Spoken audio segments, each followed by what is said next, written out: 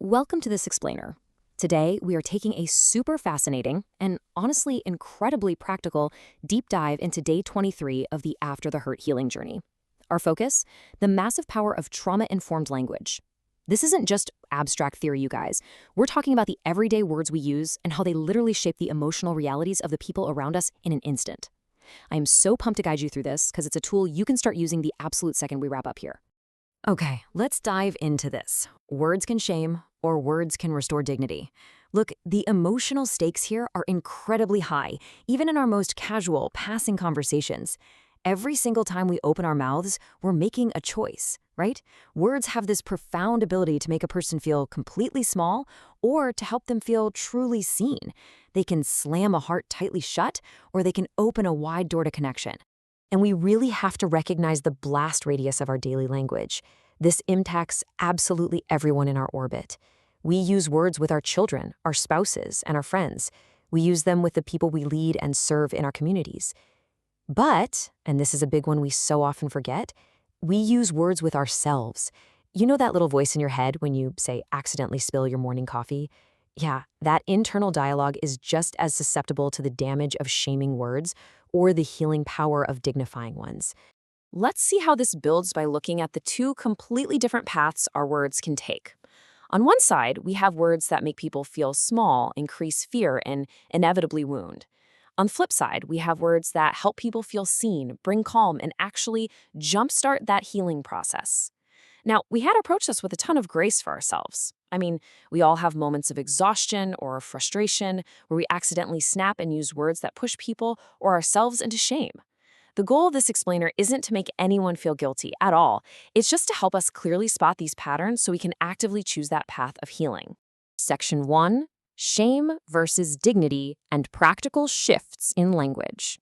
But before we look at specific examples, we need to establish a vital ground rule. We are not removing truth or boundaries. We are removing shame. This is an absolutely crucial caveat. We're not pretending that bad behavior just gets a free pass. We're not saying we should never correct people or that everything has to be totally soft and devoid of structure. No way. Behavior absolutely still matters and correction is necessary. But the way we speak, that matters just as much. We can hold a firm boundary without being totally crushing. Let's look at our first practical shift. When we speak from pure frustration with a clenched fist, we might say, "What is wrong with you?" Notice how tense that feels? It instantly puts a person on the defensive because it makes it sound like they, as a human being, are the core problem. Now, take a deep breath. Imagine holding up a lantern of curiosity instead and asking, "What is happening right now?" That small shift, it's monumental. It moves us away from accusation and shifts our focus entirely to curiosity and care. It allows us to look at the situation objectively.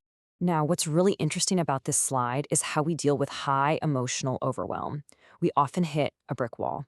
We've all heard it, and let's be honest, we've probably all said it. Stop being dramatic. But when people are struggling, triggered, or dysregulated, this dismissive phrase just shoves them deeper into shame. The trauma-informed shift completely softens that impact. I can see this feels big. Let's slow down. You don't have to agree with every reaction to use this phrase. It simply means you're actively helping a dysregulated person calm down without making them feel foolish for having big feelings in the first place. Here is our third comparison. When we just bring down the gavel and declare, "You never listen," we're dealing in absolutes and directly attacking a person's identity. But look at how the dynamic completely changes when we offer guidance instead. "I want to help you understand what is expected." You're still enforcing the boundary, right? You're still addressing the issue at hand. But this trauma-informed approach gives clear, firm direction without attacking who the person is. It guides them forward instead of condemning them. Section 2, Gracious Words Bring Healing and Anchoring Our Intentions. The source material anchors today's lesson in Proverbs 16:24. Gracious words are a honeycomb, sweet to the soul and healing to the bones. And this brilliantly illustrates the true, lasting weight of our language. Words don't just bounce off of us. They sink way, way in. Gracious words actually have the power to bring deep healing into places within a person that we can't even see from the outside. This beautiful intention is captured in the prayer provided for day 23. It asks, "Lord, help my words bring dignity, not shame. Let my mouth become an instrument of peace, truth, and restoration. Amen." The entire essence of this prayer is really about cultivating the discipline to just pause before we speak. It's a deliberate commitment to stop using the phrases that wound, dismiss, or discourage, and instead actively choose to offer comfort, wisdom, and gentle correction. Section 3, your daily language audit and changing one phrase. So let's look at some super common, frustrating statements we need to start watching out for.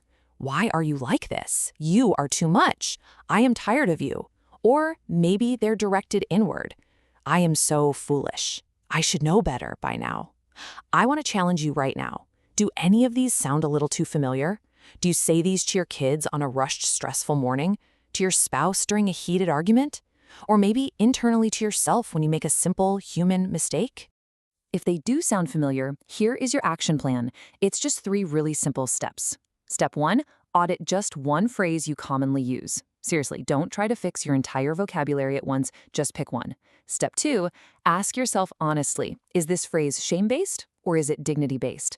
And step 3, pause and rewrite that language. So the crucial point is that healing isn't always found in massive, life-altering actions. It's found in how we speak in the micro moments of our day. Just one gracious word can soften a hard moment and immediately open the door for peace to enter. Which brings us to our final, incredibly important reflection for day 23. What phrase do you need to change? Take your time with this today. Let that question sit with you as you go about your day. Pay attention to your words and choose to restore dignity. Thanks so much for joining me for this explainer, and I will catch you next time.